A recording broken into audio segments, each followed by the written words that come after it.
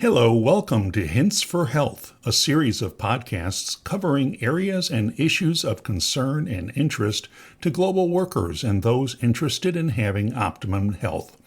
Join us as we explore topics that affect most of us today and find ways to address potential challenges to your health. So let's join our hosts, Brian and Stephanie Kidman. Hello, I'm Stephanie Kidman, an RN and health education specialist, coming to you from Compassion Link with Hints for Health.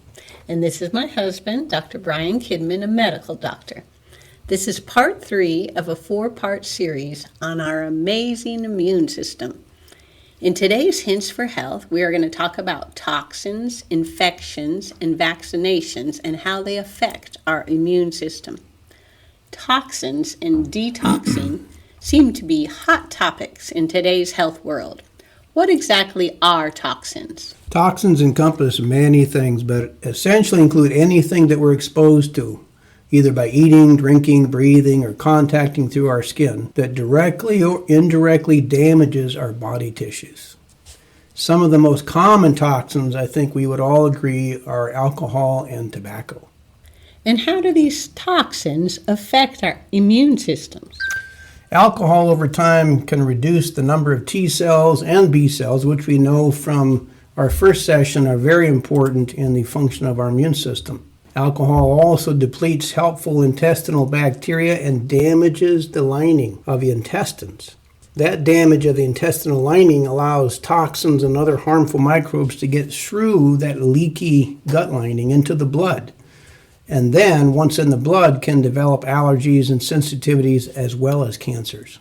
Oh, and tobacco damages the lining of the lungs, which then allows chemicals and microbes access through lung tissues into the blood. Tobacco acts as a double-edged sword, strengthening abnormal immune responses, autoimmunity, and weakening normal immune responses that we need to fight infections. There are many other examples of harmful toxins.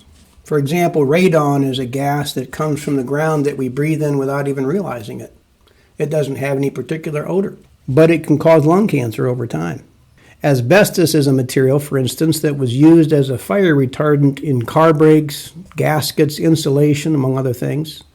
When people breathe in a particular toxin, either directly or maybe they get it indirectly by being around somebody else that has been contaminated with it, then the lungs can struggle to contain and get rid of that toxin.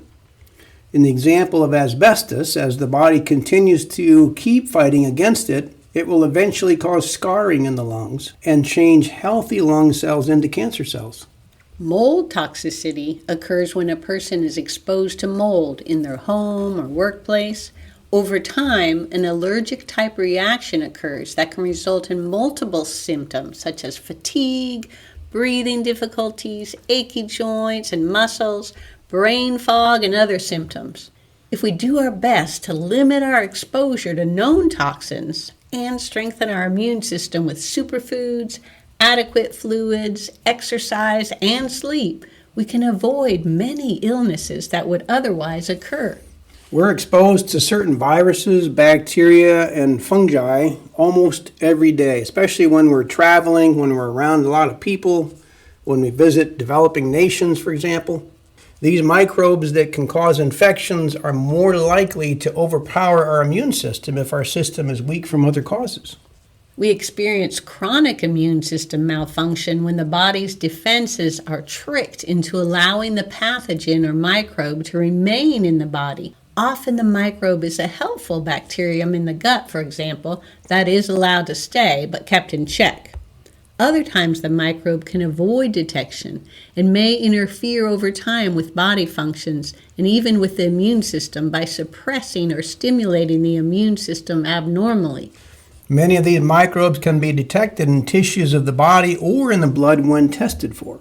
Some examples include HPV virus, or human papilloma virus, that causes cervical cancer. Borrelia, which is the bacterium responsible for Lyme disease, is another example. It causes inflammation in joints, nerves, other tissues. H. pylori is a bacterium that causes stomach ulcers and stomach cancer. Hepatitis B and C are viruses that can cause liver cancer. Herpes virus, which causes shingles, can cause lasting nerve damage. Strengthening your immune system, as suggested in Part 1 and 2, can help prevent all these diseases. Vaccines are also very effective in preventing many infections that would or could otherwise cause irreversible damage to our body tissues, even to the point of death.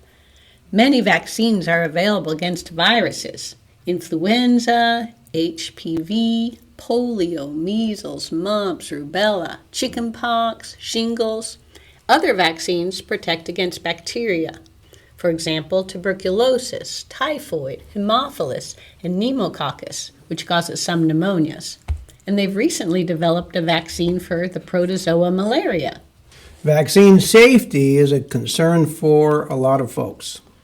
That's a whole topic of its own that maybe we'll address at some point. But despite the uptick in concern over vaccines, especially since the emergency use authorization of the COVID-19 vaccines, I think it's undeniable that overall, vaccinations have proven to save millions over the years from the diseases that they would have contracted if not vaccinated.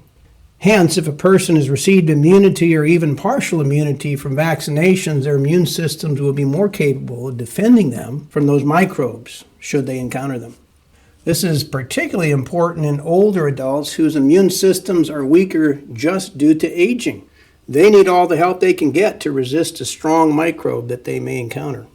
So overall, suffice it to say that vaccines do much more good than harm. Many would agree that of the health-related discoveries that have reduced serious illnesses over the last century, two of the most important have simply been hand washing and vaccinations. I'm certainly going to try to avoid as many toxins as I can and get the vaccines I believe will strengthen my immune system to defend me against various infections. Thank you, Dr. Kidman, for your helpful advice. And thank you, our listeners, for tuning in. God bless you, and we wish you the best of health. Thanks for listening to Hints for Health today. Join us again in the future for this series of podcasts that will help you in your goal of optimum health. This series is created and produced by Compassion Link, an Assemblies of God World Missions International ministry. I'm your host, Neil Ruda. For more information, visit www.compassionlink.org/hints for health and follow us on social media. God bless you.